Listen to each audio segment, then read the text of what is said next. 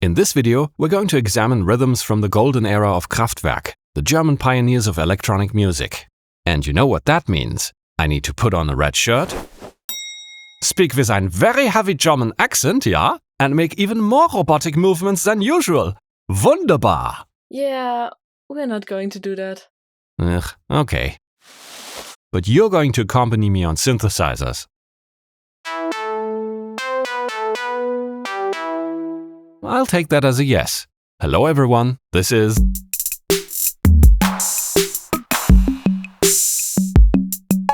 We start our journey in 1974 with Autobahn. On this album, Kraftwerk started to leave their psychedelic krautrock roots behind and ditched the acoustic drums in favor of artificial electronic sounds. In his book I Was a Robot, Wolfgang Flür, one of Kraftwerk's drummers, describes how he and Florian Schneider made their own electronic drum kit back in the day. They had one of these preset rhythm machines that were made to accompany organ players, and while there were buttons on there to trigger the individual sounds, just like here on the DRM-1, that's not really comfortable to perform entire songs with. So instead they opened up the thing and rewired the button contacts to two metal sticks and a series of metal discs. That works pretty much like this stylophone. Whenever the metal tip of the stylus touches a metal pad, a circuit is closed and the corresponding sound is triggered. The downside is that this is an on or off type situation. You won't get any dynamics or loudness variation from this. So, this already gives us two important ingredients to the Kraftwerk signature sound. We need to stay the hell away from velocities and accents. Especially German accents. Right. And we need a drum machine with really dusty old sounds. The TT-78 is a relatively new drum machine, but it was inspired by the venerable Roland CR-78. Its sonic character should be similar enough to these antique preset rhythm boxes, so let's give it a try.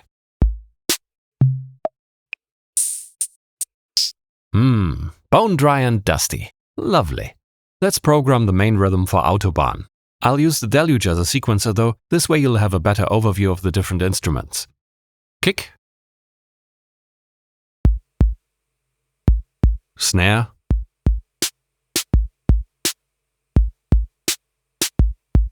And that's it. Except for one tiny little detail. Autobahn has swing, and that's actually pretty unusual for Kraftwerk songs. The swing only affects this single snare hit though, because it's the only drum hit on an even step. Makes the rhythm a lot more bouncy and cheerful, doesn't it? Can't have that if you want to be a cold-hearted robot. There's even a tiny bit of variation. Occasionally, there will be a snare hit here on the last step. Oh, and what's really fun, there's an upbeat on this track that sounds kind of like starting a motor.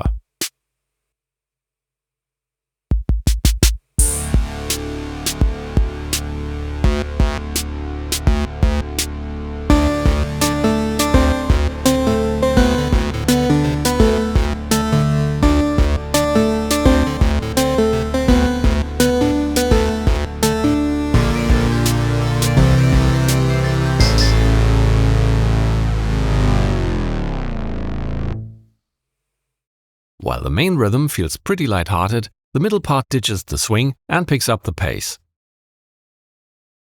If you want to stay within the subject of the Autobahn, you could say we're stepping on the gas pedal.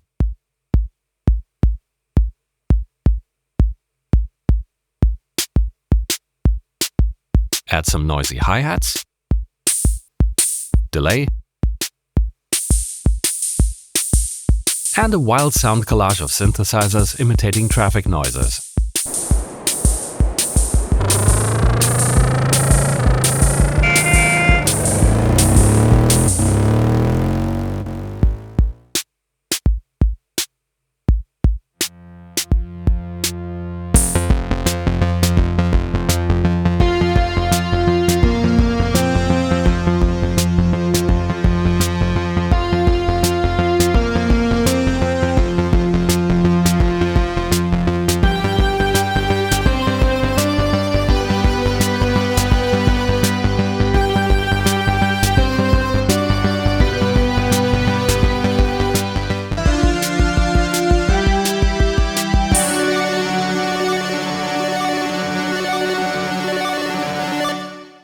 That's a pretty elaborate drum track compared to later Kraftwerk productions. By the way, you can find the transcriptions of all drum patterns used in this video and lots more on our Patreon. 1975's Radioactivity. Ooh, ambiguous title alert. The songs are either about radio broadcasting, radioactivity, or the atomic age, radioactivity. Get it? And Kraftwerk means power plant in German. It's all coming together. Some of Kraftwerk's percussion sounds were created using synthesizers, not drum machines or modified rhythm machines. I don't want to build every sound from scratch though, so I'll use the DRM-1, which is a drum synthesizer with plenty of parameters and sonic weirdness. We actually only need 8 steps for radioactivity. Very economic. It starts with a simple 4-on-the-floor kick drum.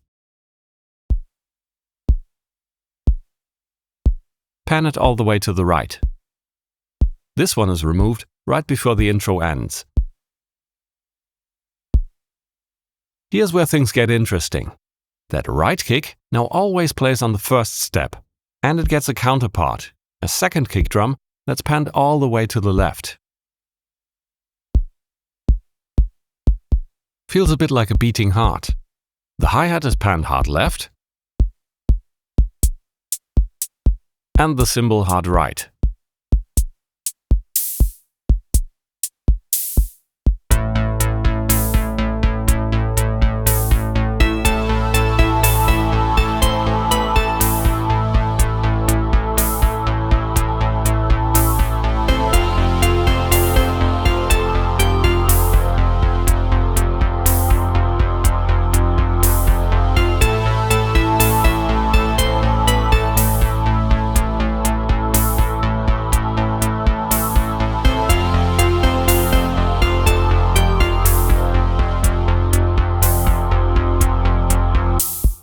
In the middle of the song, a Morse code is introduced.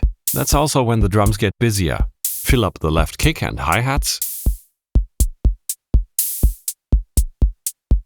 and do a few variations on the left kick.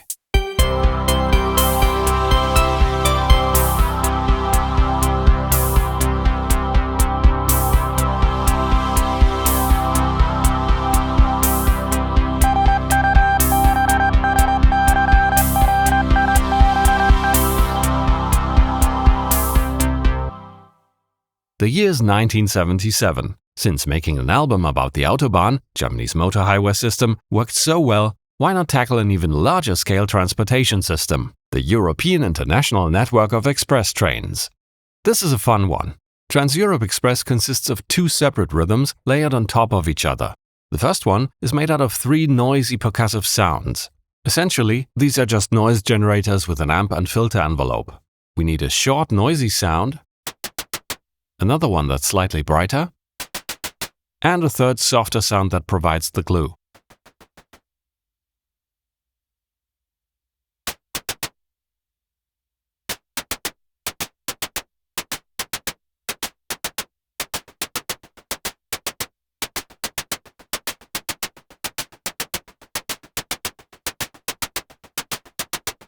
You probably already noticed it, but this rhythm sounds very much like a train. Okay, more like a steam train and not like a modern express train, but nonetheless.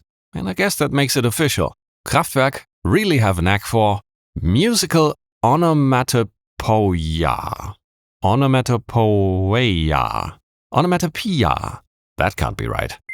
Oh, it is. Musical onomatopoeia. It's when music imitates or mimics a sound, like a starting motor, car horns, or a train. Great. Now let's add the second rhythm on top of this.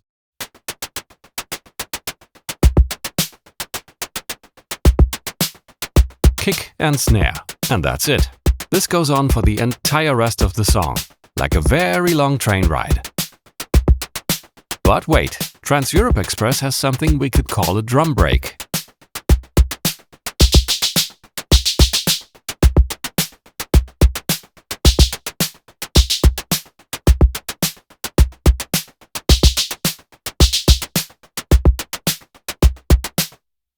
Breaks and fills are pretty rare in Kraftwerk songs though. If you do find them, they are incredibly restrained and understated. Kraftwerk drummer Wolfgang Flür called this one of his strengths. He says flashy complicated drums were never his style, though admittedly also due to his lack of formal training. And this became part of Kraftwerk's signature sound. The drums never distract from the other elements of the song.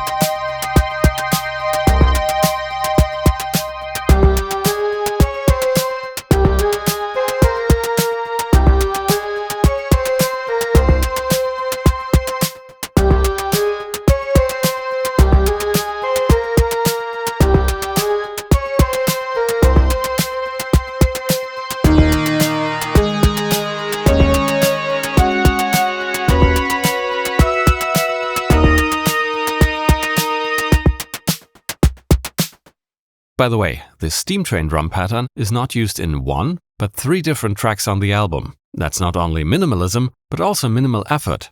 Very nice. Speaking of minimalism, in that regard, the song Hall of Mirrors takes the cake. It's just one percussive sound, repeating hypnotically like a metronome throughout the entire song. Sounds like slow footsteps in a big hall.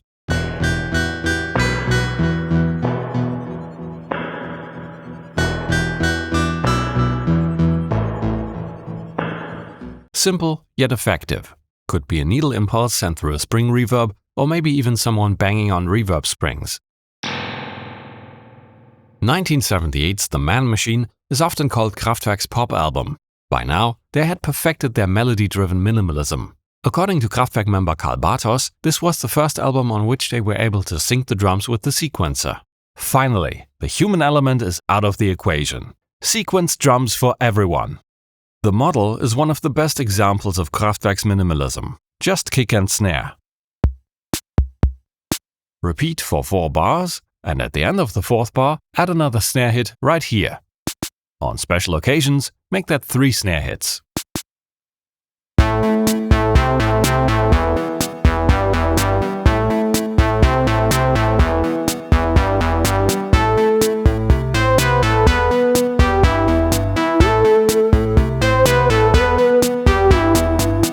It should come as no surprise to you that this simplicity and minimalism is something all classic Kraftwerk songs have in common. It's one of the defining characteristics of their music, whether it's melody, rhythm, or even the lyrics.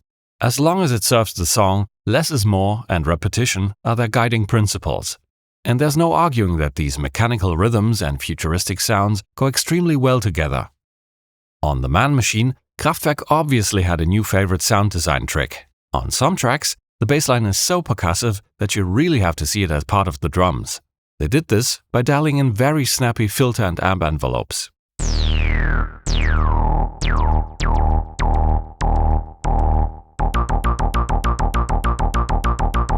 Kraftwerk used a mini-moog for most of their bass lines. That one gets snappy enough on its own, but if your synth needs some help, you can just layer some clicks on top of the bass notes.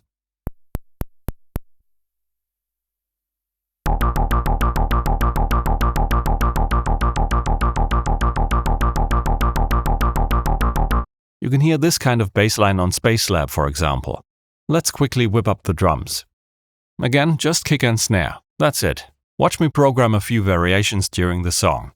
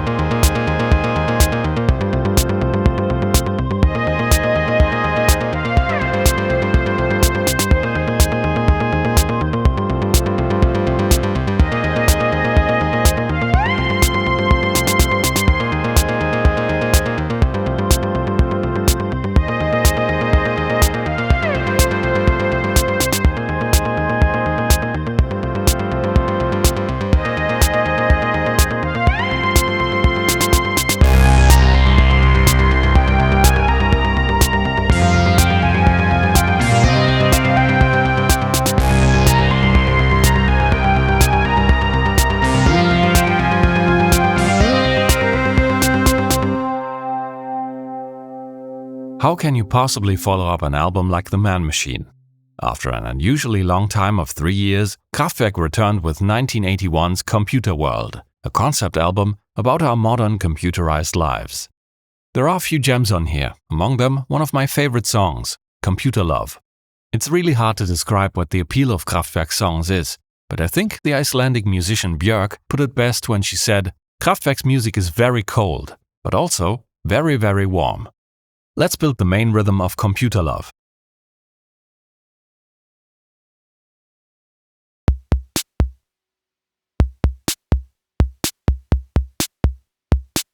Next is a nice open and closed hi-hat pattern.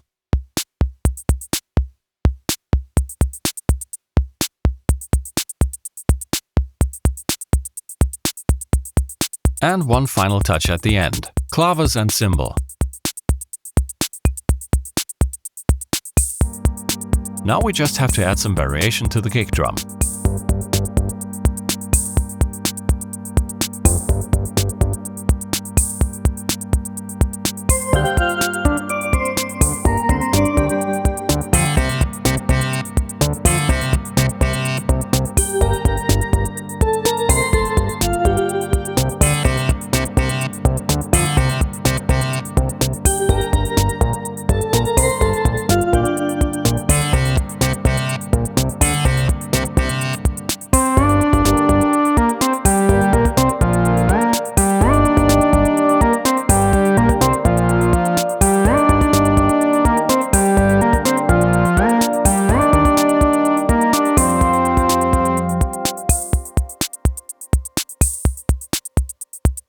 Later the rhythm gets busier and transitions into almost skipping or galloping.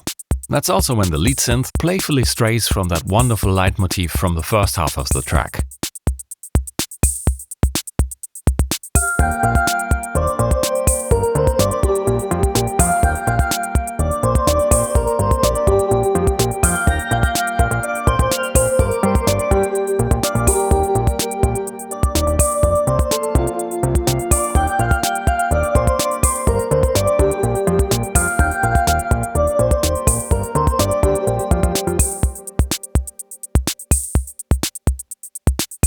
Let's try an experiment. What if we play this exact same rhythm with 808 sounds?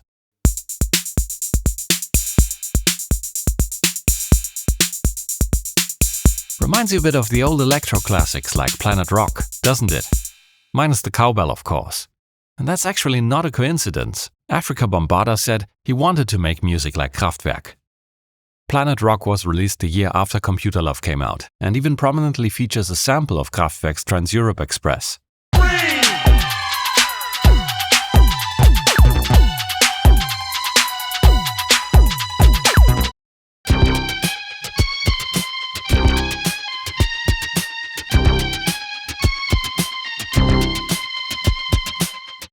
Time to chase your dreams about the seats, make your body sway.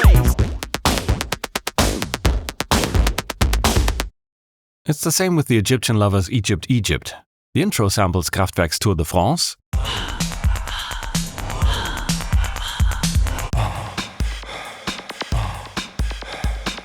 And the rhythm sounds like it was taken right off the Computer World album, including the laser clicky sync trigger sound.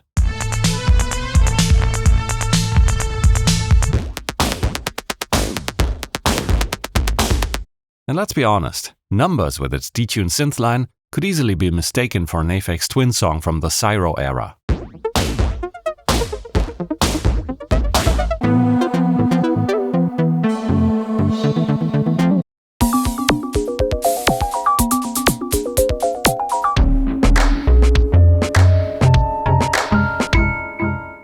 And listen to this. So long ago.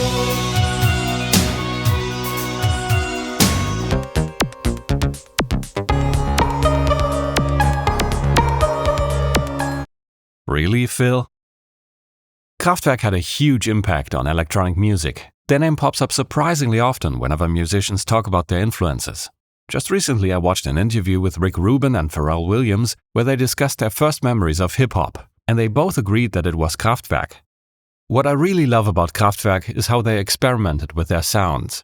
They are unapologetically synthetic. They never try to conceal the fact that the sounds are artificial. They celebrate it. Some of these could even be straight out of a 1960s sci-fi movie. Come on, you didn't think we were going to skip this one. A big shout out to all of our patrons. Thanks to your support, we can keep making these videos.